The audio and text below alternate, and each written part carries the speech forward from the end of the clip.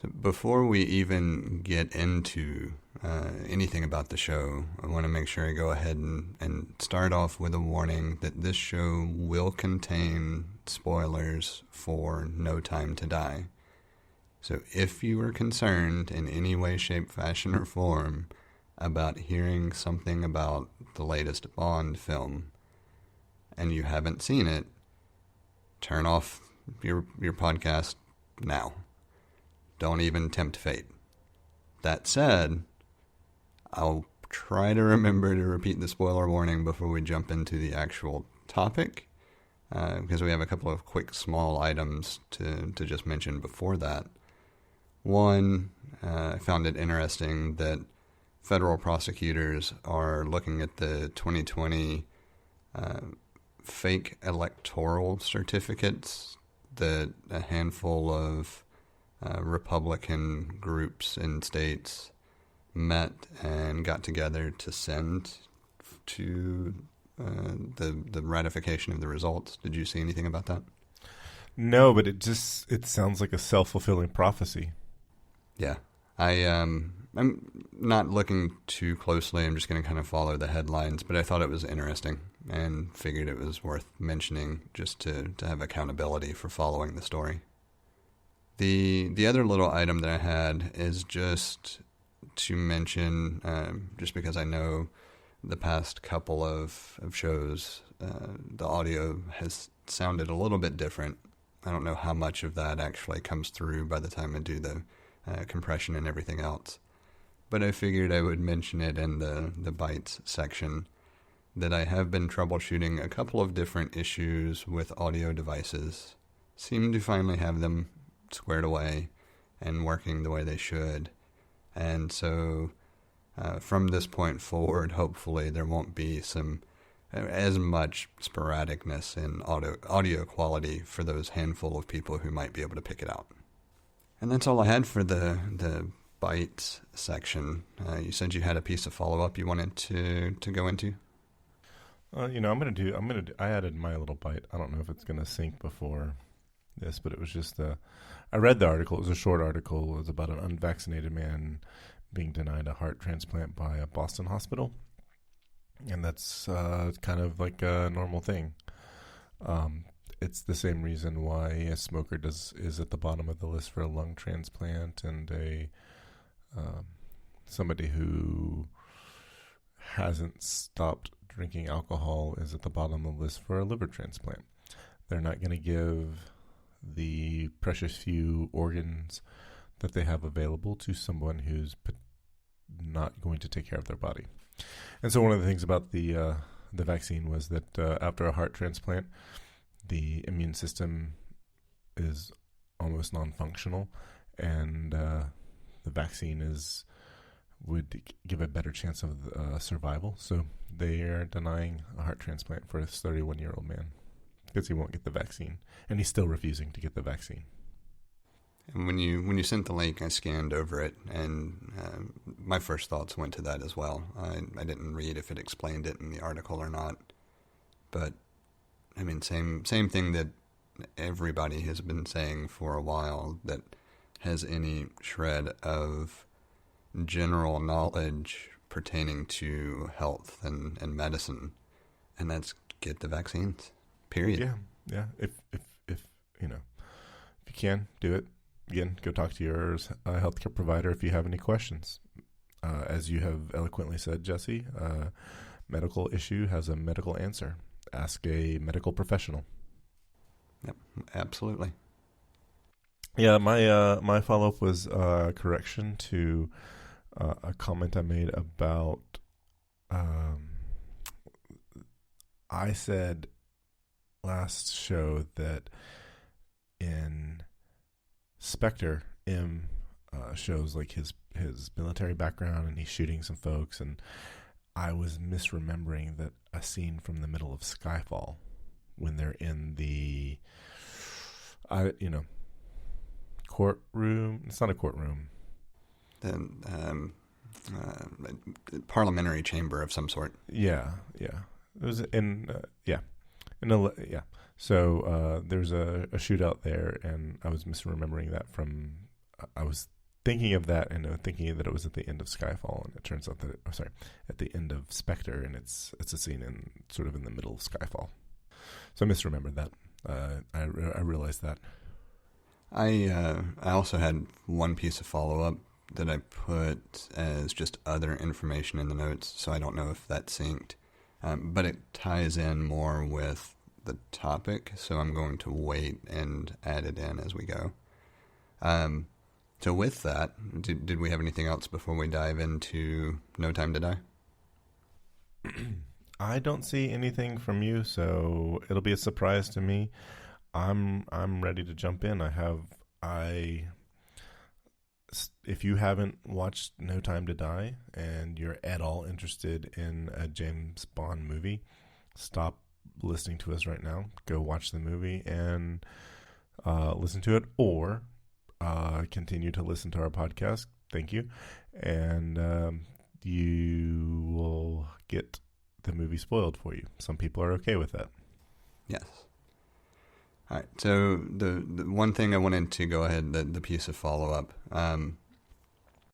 Last show, you had asked or posed the question about how I would feel if Bond were played by a female. I know, and I'm watching the movie, and I'm just like, yeah. Yep. So I technically just took the very exceptionally well done way they addressed that possibility with No Time to Die and gave that as my answer. Yeah. And so I'm just making sure I'm on the record as coming clean that was not my original idea, but I wholeheartedly embraced it, and it was the perfect way to do it. So I'll say this, and I've said in the other, because I hadn't watched No Time to Die, I kind of guessed that my second favorite Bond movie, I can't even remember what I said. I think The World Is Not Enough, just because that was the first one I saw in the theater. And now that gets bumped down to 3 because it's not even 3. I think I like Quantum of Solace more than I like The World Is Not Enough. Anyway, the No Time to Die is my second favorite Bond movie now. And I think it's as good as Casino Royale and maybe better. But because Casino Royale was first, it's still my favorite. Yeah, and so, I mentioned that if we took this one into account, it changed my answer there as well. Yeah. And I actually put Skyfall first because of the sentimental attachment to Scotland. We talked about that some. And then No Time to Die second, with Casino Royale following up third. So even though I absolutely love Casino Royale, what really gets to me about No Time to Die, ranking it ahead of it, is how well done the female characters were, and the fact that everything felt like it had a story and a purpose.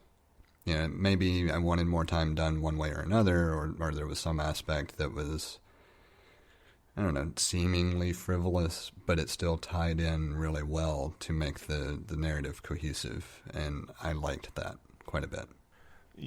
I did as well, and I've certainly got my criticisms of the movie, but that was the thing that I thought that was the thing that I was watching for the most, is how women are treated in this movie, and I think they got so much so right. I think they got more things wrong with Bond than they did with the women in this movie. Yeah, I agree. And the best part about it is that they didn't look like they were trying. They didn't look like that they were placating to those that want to cancel Bond because he's a womanizer. It looked like they were like, hey, we actually know how to write strong female characters. And they did. And there's a variety, there's variety in the strength of characters. I don't think that, and it's been a while since I've seen the ending, but I think that is kind of overlooked with Quantum of Solace. I think Camille was a really strong female character, and I don't remember. They didn't end up together. They didn't end up together, did they? Bond and Camille. No. Yeah, I had to think about it for a moment. No. Yeah, I remember when that came out, and I was like, "Oh, this is kind of refreshing." And I think that gets overlooked because I think Quantum of Solace gets overlooked quite often, and I think it's a better movie than it's credited for. Yeah, I think part of why Quantum of Solace gets looked over is it doesn't feel as cohesive in the story if you go from Casino Royale through No Time to Die. I agree, Because and yeah, there was like a semi-halfway reference to Spectre without it being Spectre. And if you back up and think about it as a learning experience, trying to understand the opponent that's out there, then you go from Casino Royale, where you recognize something bigger at least exists, and you don't really know the scope, and so you understand it a little bit better with Quantum, and then Spectre actually comes full picture, by the time you hit Skyfall. I think if you follow that, it makes a lot of sense, but at the time of release, it didn't. And that was the big thing that hurt Quantum. yeah. It's it ties up some loose ends from Casino Royale, but then it feels like it's all together. I mean, yeah, it does have ties to Spectre, but it doesn't. It lacks that cohesion. Yeah. And it's one that I enjoy. I still go back and watch it occasionally. I mean, all the Craig Bond films I watch more than once, every couple of months or so. They're just, I love going back to them. Overall, it is my favorite subset of the franchise. I think it's the best subset because they reset, and they set out to change Bond, and they brought some things back. And they I won't even say that they paid homage, but they kept in line with certain things. So a lot of Bond villains have a physical oddity to them. Like they have some sort of physical oddity about their body. And I think they did that really well in the 5 Craig Bonds because they're there. These physical oddities are there in the characters, and I think Quantum of Solace maybe it doesn't have one, or it's pretty. There's one, but it's a stretch. Anyway, they have them. They're there. It's like I've never met a real person that looks like this or has this deformity or whatever, but they're not so unrealistic like in the previous Bond movies. Does that make sense? It does. And the other thing that I like in general is that they don't try to make it outlandish. The oddities or deformities or however way you want to view it, really fuel or tell some story about the character as well. It's not something that is just a marking or an issue or something for the sake of there being one. It's not like it's Trevelyan's scar from GoldenEye. That felt like it was just to make sure he had some type of physical marking. Right. Yeah. I think I'm trying to remember the character's name from Quantum of Solace. It's Dominique Green's the guy that's with him often. Yeah, I know who you're talking about, but I don't remember his name. Like his physical oddity was his weird hairpiece. I think there's a point where it falls off of his head. I looked it up. His character's name is Elvis. I don't know that that's ever said in the movie or not, but I don't think so. I don't recall it, but like he had this weird hairpiece, and then in Spectre, David Bautista's character, I think he had like metal fingernails. His fingernails looked weird at some point in the movie, and so there's he's also a really big dude. So those two things are really subdued, but they're there. And well, maybe not. Madeline's father. So by the time you Mr. get White, to by the time you get to him having quote unquote left Spectre and is more emaciated and like obviously physically different, Yeah. but in a way that shows just how much of a toll things have taken on him in general. You know, as a result of the stress and anxiety and hiding and everything. Yep. And Blofeld he was maimed in that explosion at the end of Spectre. Right. And I think one of the most interesting ones was Silva in Skyfall.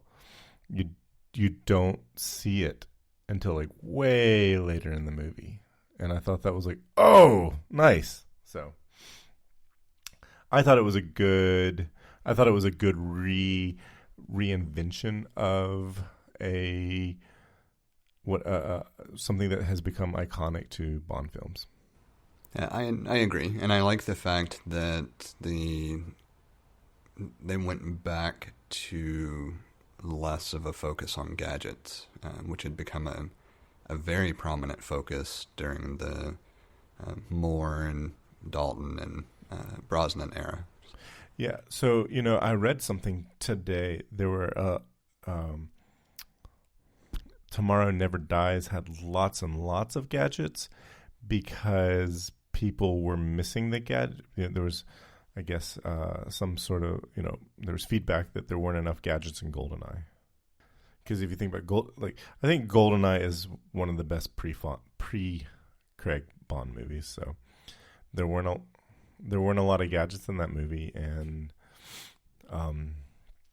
the feedback was that there weren't enough gadgets, and so they put tons of gadgets in Tomorrow Never Dies.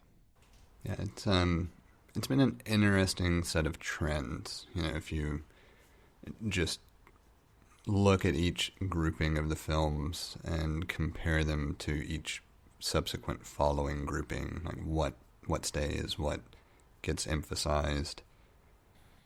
Yeah, that was one of the things that I liked about the Craig Bond movies. It's like, even in Casino Royale, it's like there's a lot of dependency on cell phones, and it's like I see how the cell phones are used, and it's like I know some of this stuff is far-fetched, but I'm like, but is it if you have the backing of your, one of the wealthiest countries in the world's government? Like, the defense spending there's probably, it's nothing like the United States, but I'm sure it's sizable, and I'm sure there are some cool things, that they have developed and that they use. So it's like, it's really easy for me to believe that, there are certain things that they can do with their cell phones that I can't. And so I do think that the dependency on the smartphone is utilized well for the movies. It fits right into what was there, and it actually makes a lot of what they're doing more believable. Yeah, I would agree. It actually, not to derail the conversation, but it made me think of another article that I had seen recently. Have you seen the woman who used an AirTag and discovered a branch of a secret intelligence agency in Germany or something to that effect? No. I'll find the link and send it to you, but it was basically, there was some reference to a telecommunications service or something, and nobody seemed to have any kind of contact information for it. So the lady mailed an AirTag to them, and it got delivered to a building that was very much removed from where it should have been delivered to, and eventually found out that it was a branch off of an intelligence agency or something to that effect. Whoa. But the reason it made me think of it is because, we don't often, we being Americans, don't often give European countries enough credit for their capabilities and what they can do, because we outspend them for the most part. But there are a lot of really intelligent people everywhere. And there's no telling what types of technologies they've been able to come up with individually or at times in conjunction with other countries' interests and joint efforts. Yeah. Yeah. I don't, I didn't learn this until well into I guess in my 30s, I learned it's like that you hear in the United States, we learned that the entrance of the United States military into World War II is what turned the tide around. But I have since learned, or what turned the course of the war changed because of the entrance of the United States. But what I didn't hear, what really changed the course of the war, is that there was a significant amount of intelligence that was snuck out of the UK and delivered to the United States, and the United States manufactured things that were developed in the UK by UK scientists and engineers. So that's actually credited with the changing of the war, is not just the United States military joining, but rather the manufacturing abilities that we had in the United States to be able to manufacture things that were designed in Europe. Yeah, it I don't want to take that tangent. So what instead I will earmark as a follow-up topic is the way we're taught many things about international relations in the U.S. That I think that's vague enough to be a reminder. And before I forget, I'll go ahead and put it in notes. But I don't want to interject right in the middle of the No Time to Die conversation and that type of tangent. I'd rather come back to that in another show. Yeah.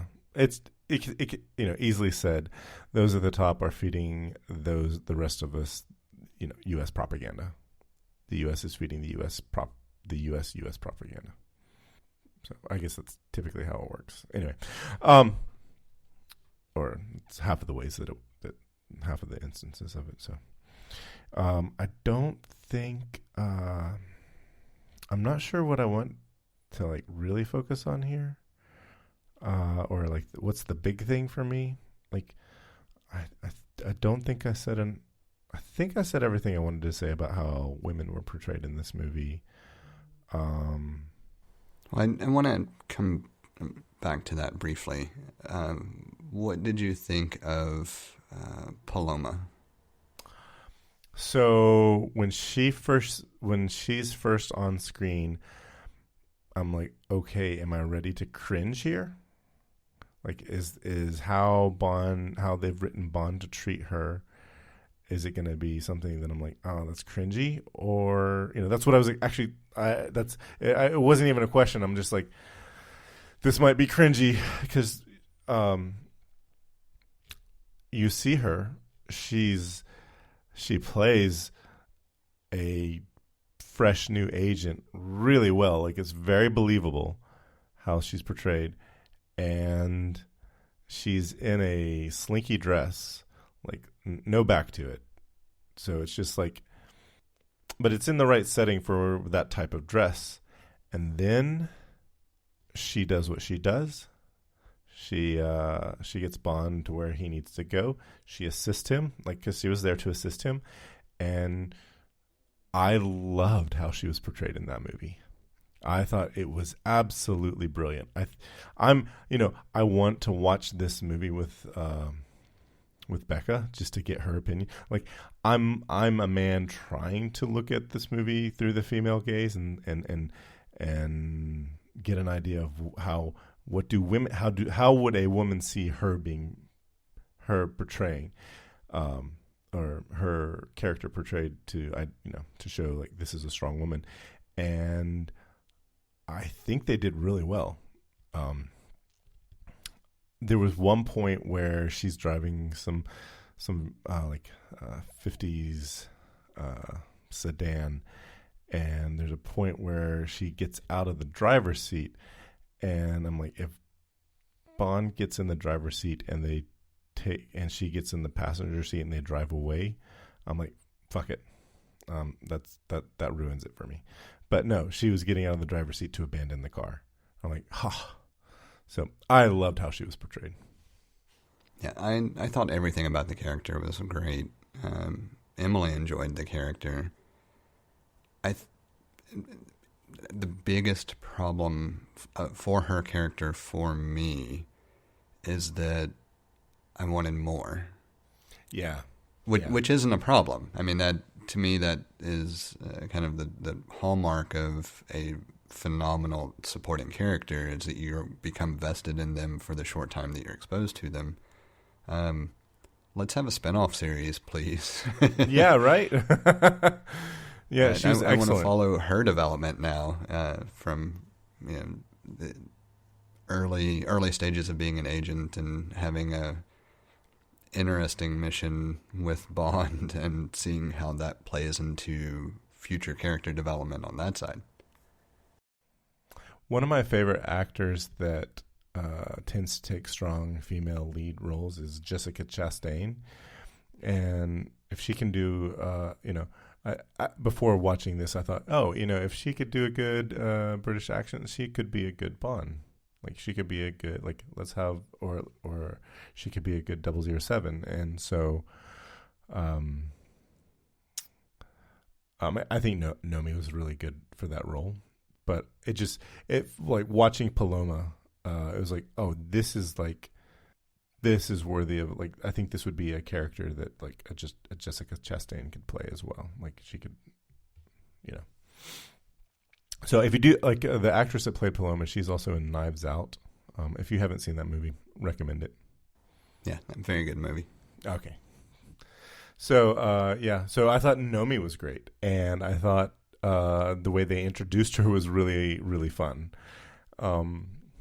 The line where he's like, I didn't expect that to be the first thing for you to take off was great.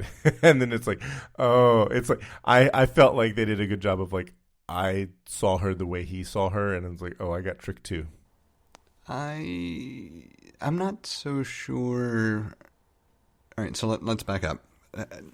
Before I make that statement, how did you feel like he initially saw her? I didn't, when they showed the character, I just thought it was going to be, that was just a passing, like an extra. I thought she was just an extra. Like the first interaction that she has with Bond, I thought she was an extra. And then when he takes her home, I'm like, okay, not necessarily, maybe just like a small part, and not even a supporting character, but just like a small part to be opposite of Bond. And then when they're like, oh, you find out that Nomi is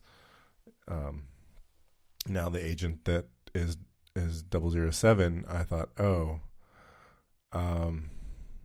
it's one of those things where I feel like the movie makers were saying, hey, you know what? This could be anybody.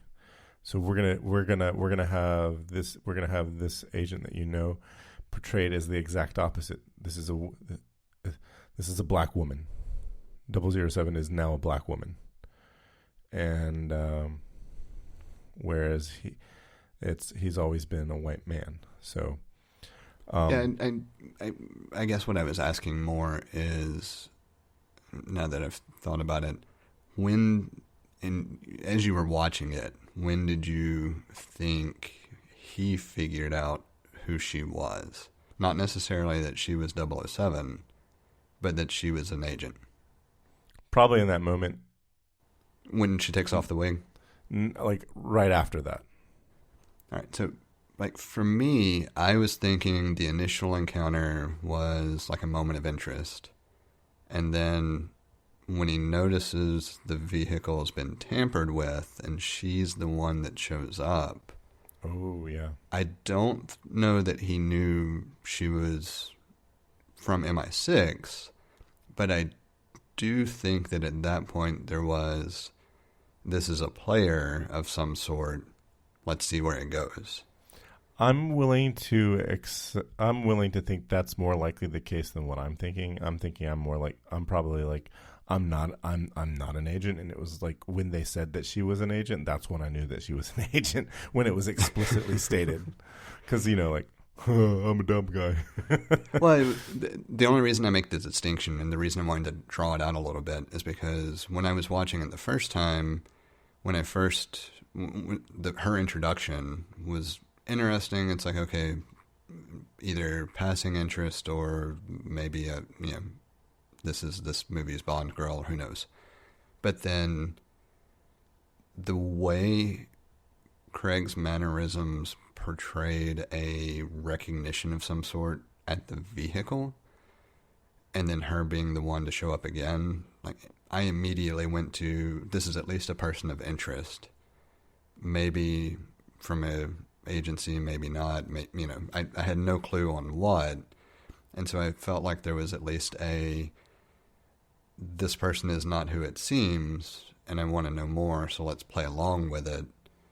So that when they get to his house, he was already at least assuming there was going to be a reveal, but he didn't know how it was going to happen, which would include the bit of surprise about not being sure or not thinking that would be the first thing that got taken off, Yeah. And I could have read more into it than was meant as well, but just that seemed like the logical progression to me as I watched it. I don't think you did. I think I was just like, taking things at face value. But I did like the way they do her reveal completely. Yeah. It just, it was just quippy enough, or quippy is not the right word, just focused enough on what verbiage was used in what way to really make a point that she is formidable without having to really have time on screen to display that. And then you get to see more of that as you go instead of having to have that built up beforehand. Yeah. So I don't think this particular actor would be one to carry on these movies, but I think she's a supporting actor. But I just like I like that they put out the ideas like we can make Bond whoever we want. Well, I'm going to correct you. You can make Okay. 007 whoever you want. So yeah, I'm going to use those interchangeably. Yeah, I know, but I'm going to continually mention it because I think that's where the value is. I think you're right, and I'll be, I think that's a fair thing to be more mindful of on my part. And they could very well have Bond with a name change and have a female role, but that feels more like it's pandering than just saying, nope, completely new name. Here's the 007 that you get this film. Right. So the thing, how it works out into their favor is that the movie's not ever called James Bond. Right. It's not like James Bond James Bond has no time to die, or James Bond reads tomorrow, never dies, or James Bond knows that diamonds are forever. It's never that. It's never Harry Potter. It's always Harry Potter and the Deathly Hallows, so it's the franchise can exist without the character James Bond. Well, and the other big thing is that we know he's 007. It's mentioned semi-often over the course of the film history, but how often does he use it? It's pretty rare that he says he's 007. It's always somebody else mentioning it. Does he even say that in GoldenEye? I don't even think he says it in GoldenEye when he's talking to 009, Trevelyan. I think Trevelyan says it, but I don't recall Bond being the one to say it. Like the most recent occurrence that comes to mind is actually when in Skyfall, when he says 007 reporting for duty. Yeah. And prior to that, I don't actually recall him being the one to introduce himself as 007. like I can't think I wouldn't have even recalled Skyfall. And there's talk of him becoming a License to Kill agent at the very beginning of Casino Royale, because his second kill, before he makes that kill, he's like, he says you have to have 2 kills. He's like, I was only aware of the one. And it's it's a clever bit of writing, because then he's like, yeah, you're the second. Yeah. And during that entire exchange, if I remember correctly, all of it was just promotion to a 00 status, that kind of thing. I don't recall a definitive 007 reference. Nope. It's just people around him refer to him that way. So that I do think that was M probably says it the most. Yes, yeah, and I do think that's one of my few complaints with No Time to Die. I thought it was clever when Nomi reveals she was 007, and I thought it was clever for Bond to have his 00 status reinstated, and there be a question about what number, but then it was repeated, and that repetition started to make it feel like it was trying to really hammer the message home. That's the one time that I kind of broke from just the enjoyment and viewing of the film. Is it egregious? No. Does it lend itself to the character based on everything we've known up to that point? Yes, it actually does. So it's not bad, strange, etc., but that was the one instance that I did feel kind of maybe that's overdone now. I agree with you. I think it's one of those conversations that, yes, that would actually come up again in real life, but this is a movie and it doesn't need to come up again. It's the movies portray life, the most exciting parts of life, and they rarely portray the boring parts of life. At least this kind of movie. It's kind of trite. It was funny though, because they never answered what 00 number he was reinstated as. Yeah. And then I was gonna say, I thought the most clever part about it was when M asked for 007 to be brought in, and you're thinking it's Bond, and it's not Bond. Yeah, that was. And while we're talking about people's names and so forth, I like that you actually, because I think it's in Casino Royale, Bond says, it's either Casino Royale or Spectre. Bond says, it was Casino Royale. He says to M, he's like, I didn't know that M stood for your, he said something to the effect of not knowing that M actually stood for your name. And then in No Time to Die, he calls M Mallory. Yeah. And the reference, the first one was with Judi Dench, and she asks him how he found her address, I think. Yes. And his statement was the same way he found out that what her first name was or what M stood for. Yeah. And he said he always thought it was just a randomly assigned letter. Yeah. He didn't realize it stood for, and then she interrupts him and says, utter one more syllable and I'll have you killed. And I love that interchange. It's the only reason I know it so well. Judi Dench was brilliant as M. She really was. I terribly miss her as M, even though I have to give Fiennes credit. He plays a good M as well. He does. He is an acceptable replacement for her. Yeah. So, well, I feel like acceptable is not good enough. He's more than acceptable. Yeah. It's just really tough to follow Judi Dench when she really made the role just her own. She absolutely nailed everything that she needed to nail to play that character.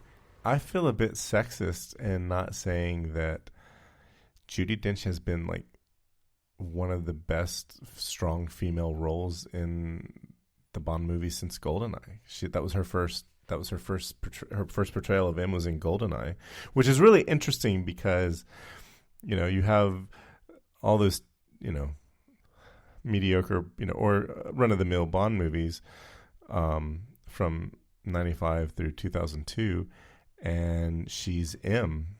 She was M, and she actually carries over into the complete reboot of the story, and I thought it's really interesting. Well, I think that also speaks to the quality of her both portrayal and character, like her persona on screen. The way she truly the way she brought M to life. Yeah, she truly began to shine as M once they rebooted the franchise. Yeah. I think the only other thing that I would specifically mention or want to bring up in the conversation that we haven't touched on is I did see you added a note about having a tough time accepting a love for both Vesper and Madeline. Yeah. And I didn't have that issue. So I just wanted to make it a point of discussion just to understand better, because I find that interesting. Because for me, I see Vesper as more of that catalyst for an emotional change in Bond with the way they used that character in Casino Royale to really propel his trajectory. And then I see Madeleine as kind of the opposite of that, as his character matured, or as Bond matures and has taken on this, I'm not going to say a softer essence, but more awareness of maybe his internal desires and interactions and feelings toward... He has more depth. Right. And so I see her as kind of a catalyst for that. And I think that's why I don't have issues with it, but I can understand why it would be difficult to take Bond and accept him developing more than maybe one serious attachment at all. And so I just wanted to open the floor to that, piece of the conversation. Yeah, I do really wanted to talk about it. So I feel like the woman that Bond probably loves the most is M. And, that's because, she groomed him.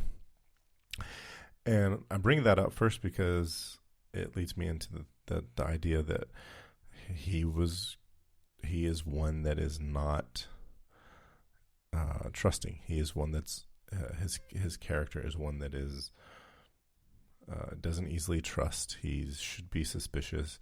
Then on top of that, he has, we'll say the highest quality of international spy training. And so I had a problem with maybe how the dialogue was written between him and Vesper. They had like a month or something together. So Vesper is easy to be like, she's playing Bond. She's using Bond to as a means to an end. So I don't have any problem with that side of it. But how did he not see this coming? Like, I don't believe him being so in love that he completely missed how he was being played by her. So I have a problem with that. And if they portrayed it as like, this is just a fling and, we're infatuated with one another because we're beautiful people and, we're, jet setting across Europe. Yeah, that's easy. But then I think like that would be easy to write in a book and explain it that way. And then maybe when she dies, he realizes that he felt more for her. But the only way to have portrayed it in the movie in a way that wasn't, awkward was for them to talk about being in love with one another. But for me, that was awkward, and I didn't buy it. I think that if they could have portrayed how he felt about her is something that he realized after she dies would have been better. Like when he goes after Mr. White at the very end of Casino Royale, it's like he's out for blood and it's somewhat personal. Like he's got a job to do, but it's somewhat personal for him. Like I think that was a better portrayal of how he felt about Vesper than the dialogue that he had with Vesper. Yeah, I certainly agree on the dialogue point. I want to back up to the first piece with M. Bond is an orphan, right? And M is the mother figure that he either unconsciously longs to have, or maybe on some level is aware of the role that she is still fulfilling, even if it's not actually a motherly role. And we get references to that throughout as well. So that's not at all a stretch. Yeah, he references it to Camille. Silva references it to him. It's where it's the movie makers want you to know she's his mother, and right, for all intents and purposes.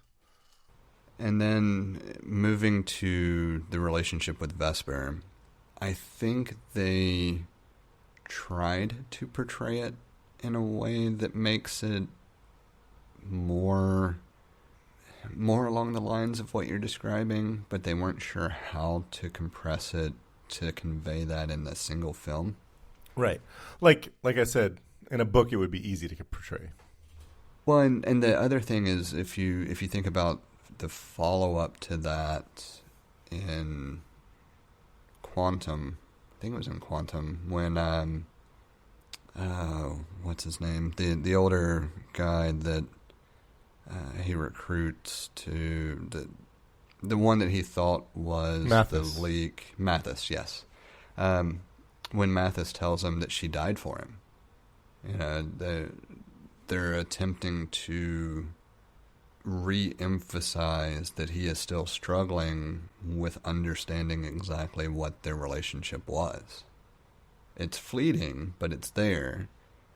And then I think it was at the beginning of, it may have been at the end of Casino, beginning of Quantum, the scene where Bond has gone to visit Vesper's boyfriend, and M confronts him after the fact, and he drops the necklace in the snow. You remember that scene? I don't think that's in Casino Royale. Yeah, I was thinking it was in Quantum, but I haven't watched Quantum in a bit. But if I remember correctly, that's toward the beginning of Quantum. It's got to be somewhere in Quantum, because there's discussions about her boyfriend. Like in Quantum, there's a whole thing about how they found a body in the water, the lock of hair and all that stuff. And he's like, oh yeah, I wouldn't expect her to be sentimental, and the body that they found, just very conveniently had identification. So that would put the scene at the end of Quantum, not the beginning. Yeah, that makes sense. Yeah, and now that we're talking about it, that actually I can visualize it better as well. But like that, taking what we learned in Casino and adding to it a little bit with Quantum, felt more like what they were trying to get to was that he was reconciling with himself what that relationship really was in the wake of not being certain. Like in the moment thinking he loved her, then thinking he was completely fooled and just being used and betrayed. There's a lot in that relationship to unpack. And it felt like with Quantum, they were trying to say it's still a murky picture, and he's struggling with it, and this is going to be a piece of the character that you probably want to pay attention to, because it sets the stage for multiple different references later, and then we get all of those references in No Time to Die for sure. In the opening sequence when he and Madeleine are talking through, or I guess they're not actually talking through, but when the story is taking us through both of them having some sort of baggage that they have not revealed to the other. Right. And she tells him, you're going to have to deal with that if you think this relationship is going to go any further. And I thought that was like a really great piece of writing. I thought that was great, very,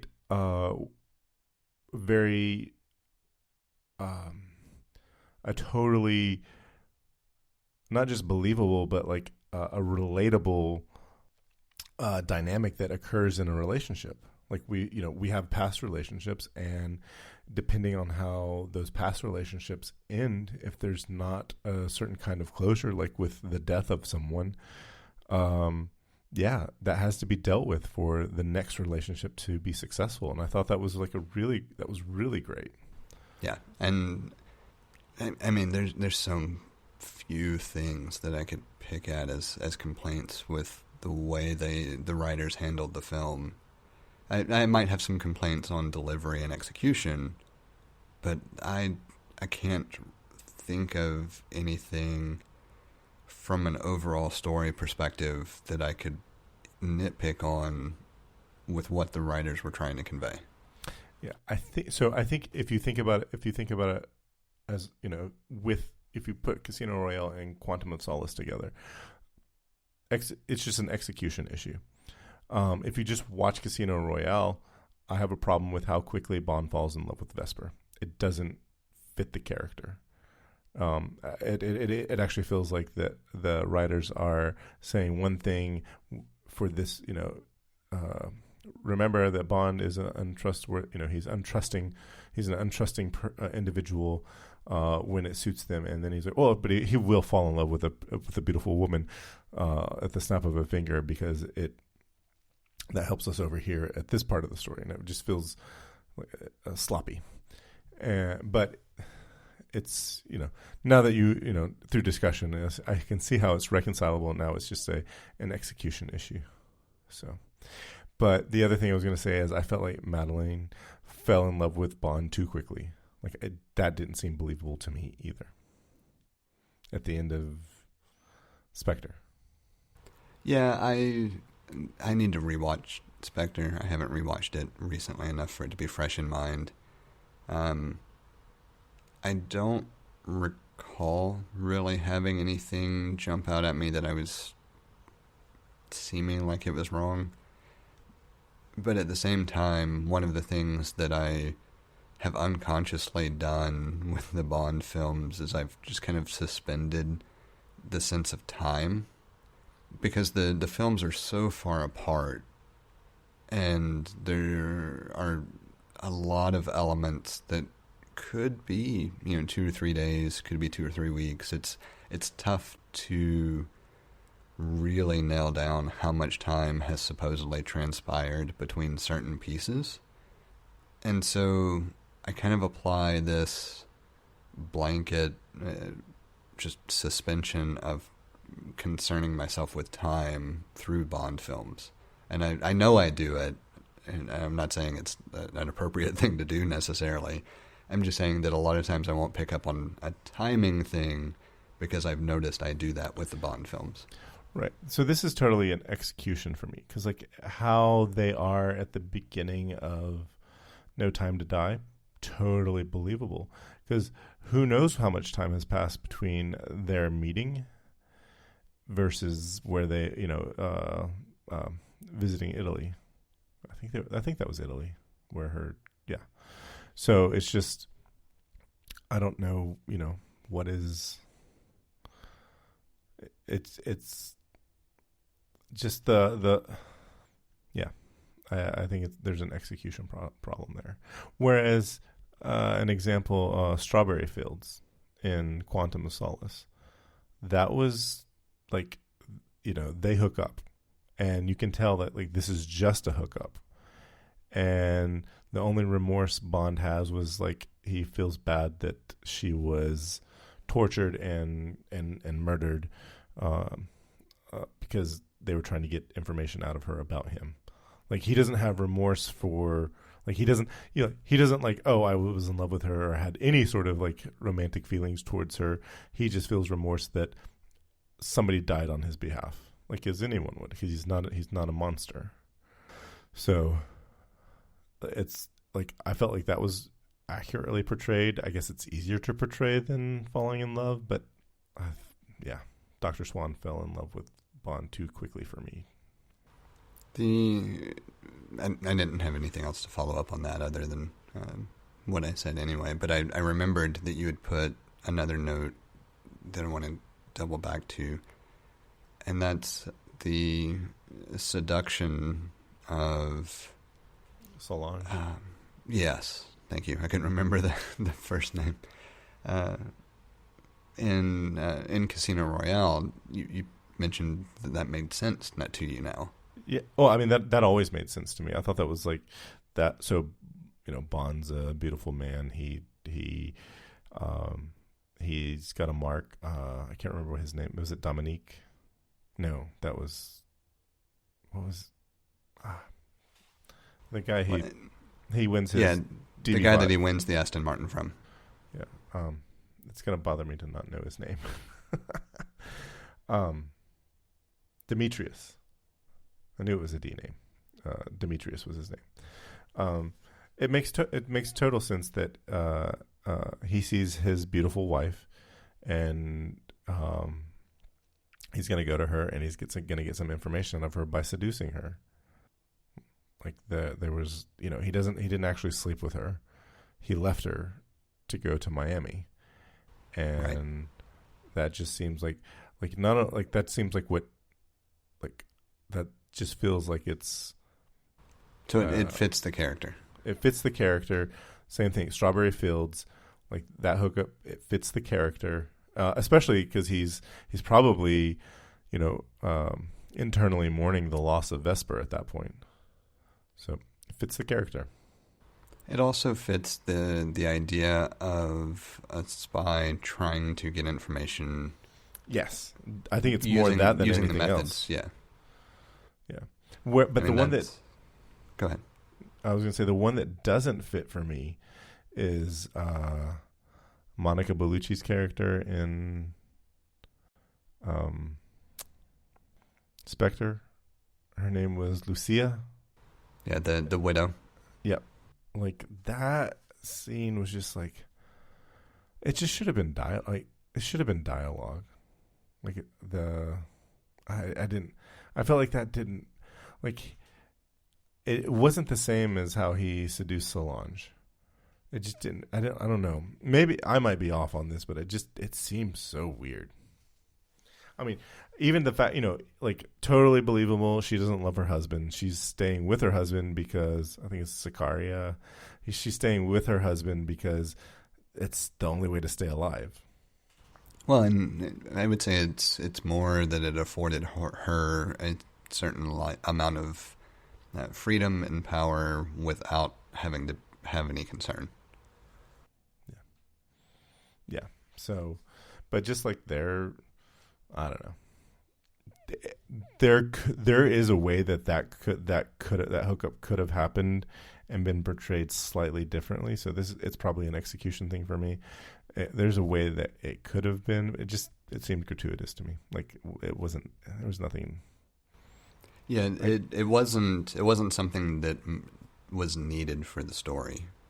Him going there was needed, but the lack of needing something from her at that point, it was all just basically keeping her alive, and then for the most part sending her to some safe place theoretically, right? Yeah.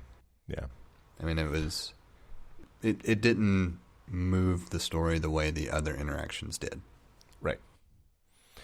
And then the other one was like, I feel amiss to overlook the interactions between Bond and Moneypenny, where Moneypenny used to be someone that he made what we would now consider sexual harassment jokes that would be considered sexual harassment around.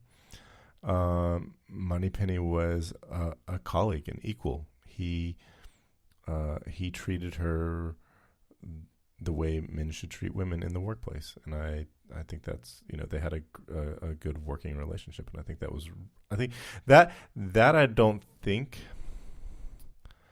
don't think we give that enough credit or it goes far enough in our minds, at least personally. I think that it's a little more nuanced than that as well, because there's still definitive sexual tension between them.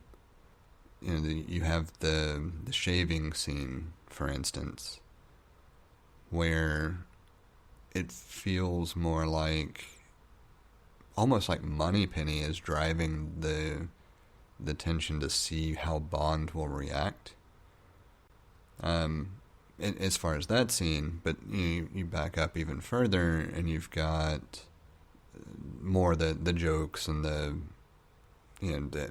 for lack of better phrasing, the potential sexual harassment claim, type of statements. What I think they did a good job of doing is showing that there's an interpersonal side that the two of them are comfortable with, that is the basis of a fairly strong working relationship. They just didn't do a good job of showing the strong working relationship a bit sooner. I forgot about that shaving scene. And I think maybe it's one of those things where they might have portrayed, hey, there's sexual tension here. And you know what? They thought, there was a little something like, they were, it's not sexual harassment because they were both, it was consensual and among both parties. And so, but then you see it sort of all stops after that shaving scene. Skyfall's the one, it's been the longest since I've seen. So I don't remember exactly, but the way they interact I feel like there's that sexual tension is gone in Spectre and No Time to Die. And I think it's like, hey, we could have had something here, but it's probably better that we don't, because we're professionals and we're going to continue working with one another.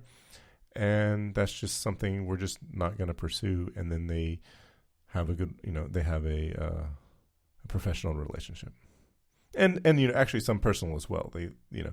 But it's still, it becomes non-sexual. Yeah. And that was how I felt about the relationship if you take the entire series of movies together. And the one piece that I was getting at was when we're introduced to Moneypenny, there's nothing in that first film that really felt like it established a peer relationship appropriately. And I feel like it could have benefited more from at least a scene or two that emphasized that, instead of the historical just sexual innuendos left and right type of interactions that previous Bonds and Moneypennies have had. And so I get that part of that is also, this is the type of relationship that's been established. We want to change it, but we don't want to just completely throw it out the window because it's semi-traditional and something that is semi-central to the character of Bond. Again, my only real complaint about it is that it took us until Spectre and No Time to Die to get an inkling of the actual professional relationship instead of the interpersonal tension. Yeah, well, it's like it became, you get it at the very end of Skyfall. It became professional. It became only professional, and maybe there's some level of friendship there once she was no longer in the field. Yeah, fair enough. But that's basically the end of Skyfall. It's like the last scene of Skyfall. Well, she was out in the field before that. Yeah, but he hadn't been back to the office. More or less. Yeah, that's fair. Like the events had to, basically events of the movie. Like, no, she hadn't settled into that. until the end of the movie. And then we see Moneypenny as we had always seen Moneypenny. I thought it was a great introduction to the character. Yeah, I mean, overall, I thought they did a really good job with it. It just, it would have been nice to see more of the way the characters were written in No Time to Die a little bit earlier in the franchise. And I also want to make sure I emphasize that this is perfect character growth and development over the course of films, right?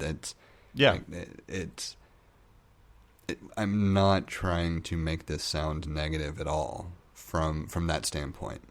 It's just that once you see what we get to, you kind of wish you had seen a little more of it. That's all the point that I'm really trying to make. Should we talk about the big spoilers? Sure, I don't mind.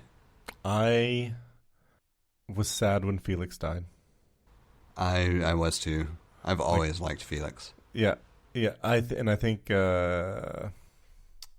Jeffrey Wright something. Loved him. I loved his introduction as Felix in Casino Royale, and I thought it was great. Best Felix for sure. And was sad when he passed. His character, was killed.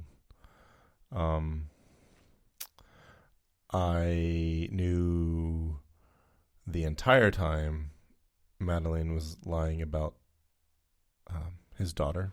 Oh yeah, 100% knew her daughter, no doubt, the whole time. And there was a moment, maybe a short amount of time, where I thought maybe he could retire and be a dad.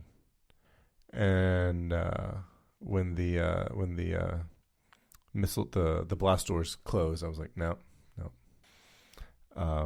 That's thing about all the reasons why he couldn't do that, and it was sad. And I think this is the first time they've ever killed James Bond.